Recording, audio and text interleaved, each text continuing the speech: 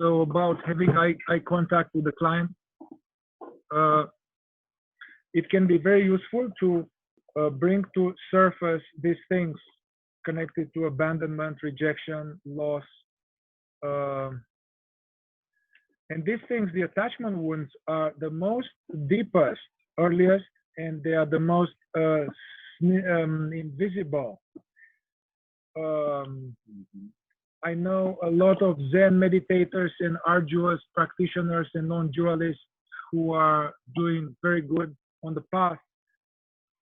But, you know, just meditating, this is not going to bring it, it's not, you need to meditate a lot of time in a certain way for this old pain body connected to attachment wounds to come up. So the idea with attachment wounds is that they don't heal on the cushion and they don't heal on one's own. Attachment wounds, like love wounds, they heal in a relation. So from one angle, like a teacher who is not like a cult leader, so like an integrous teacher with ethics, or a therapist that, you know, we have rules.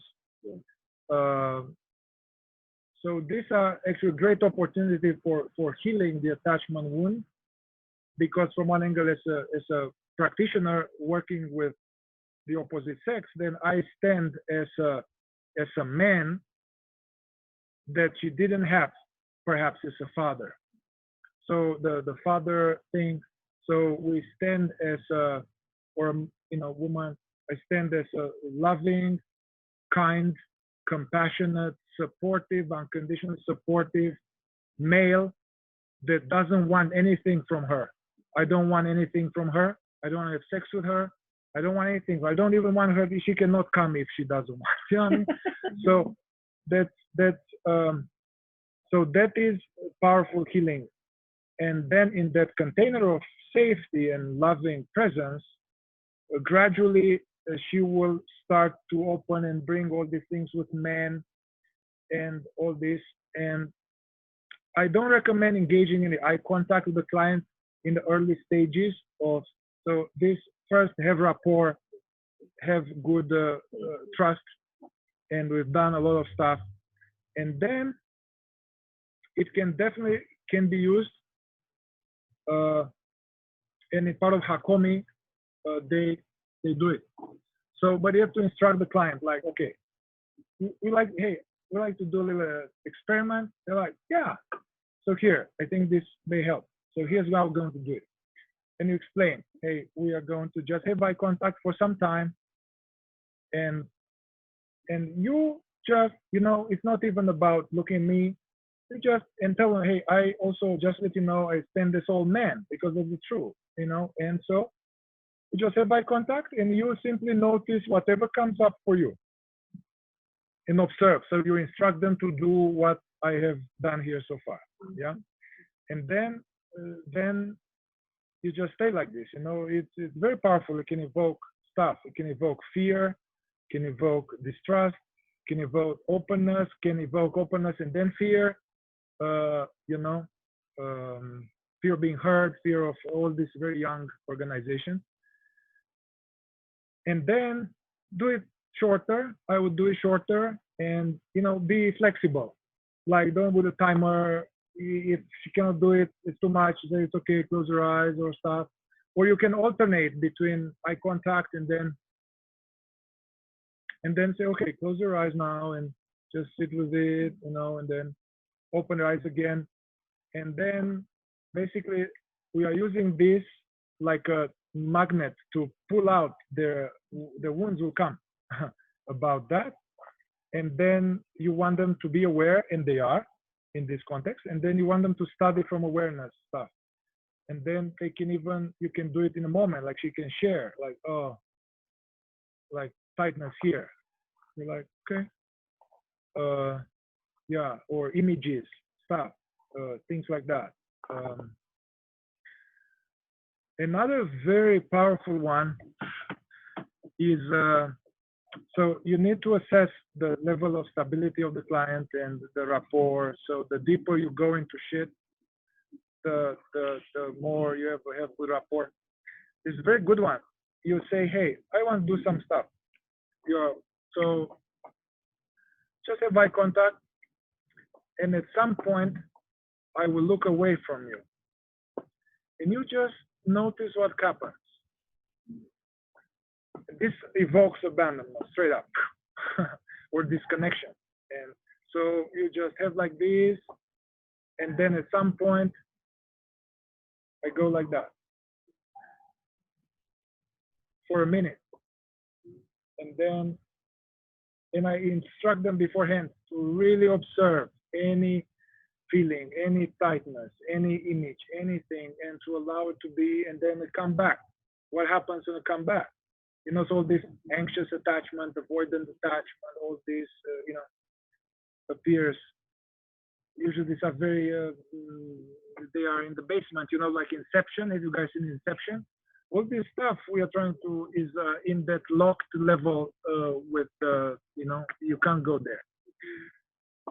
So through this somatic presence therapy, you can kind of end up there because the healing needs to happen there. So it's very powerful. You can use it.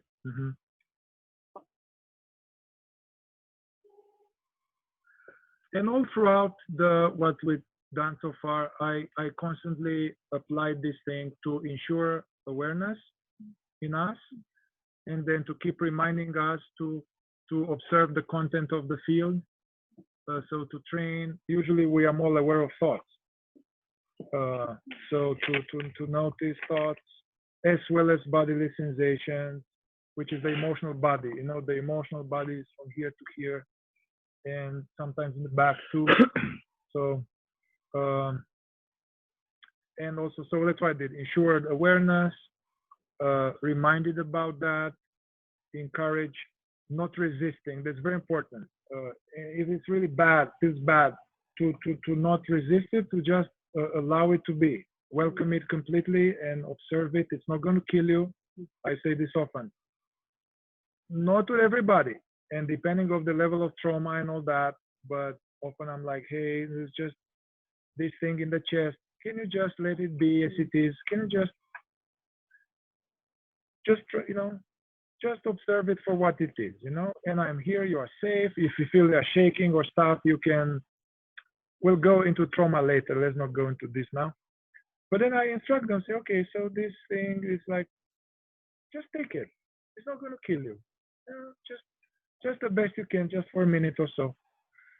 Because we are so afraid of these things that we couldn't bear as a kid, but now we can bear. We can. Our consciousness is indestructible. We can bear now this stuff. And I sometimes have them, okay, so this thing, this what you call despair, and they take the movie out, and then there's here like this, and that I don't want, and I try to escape all my life. But have them be very present, observe it, and say, just notice this inch by inch, frame by frame. Just let it be as it is. Study, is it tight? Is it like that? And by them observing from awareness, then actually each moment of doing that, they are a little less hijacked by it. There's a separation, because if I like this, I don't know that I'm not my hand. But if I am a little bit like this, I'm like, oh wow, that's a hand. It's a hand, that's not me. I'm aware of the hand. The hand appears to me. I am not the hand.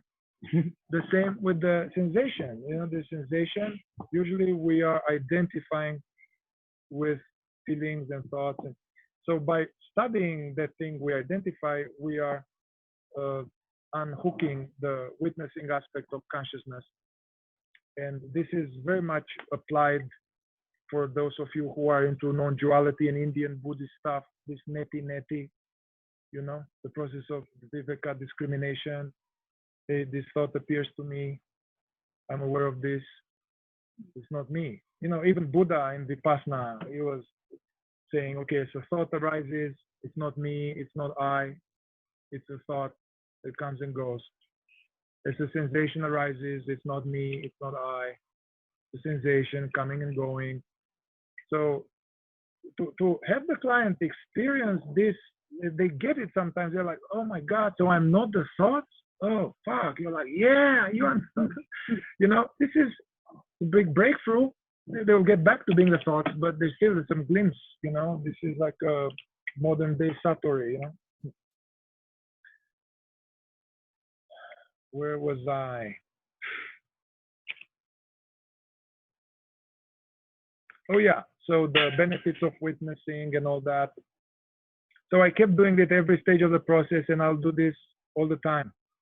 Oh yeah, I was saying that as I see if the client is able to observe it and it's uncomfortable stuff, usually I say, okay, from a scale from 1 to 10, how unbearable is this thing in your chest right now?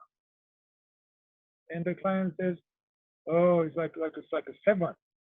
I'll be like, wow, it's intense, huh? You're doing very good with this. Just let's take this 7. How is it now? Oh, like a 5. Oh, great. Or sometimes they are like, this, and how, if they really witness, it turns out to be like a 3, you know? And so this way we are, I guess, those of you who are in Eckhart Tolle, which I highly recommend, it's totally ultimate transpersonal CBT processing of the pain body from awareness.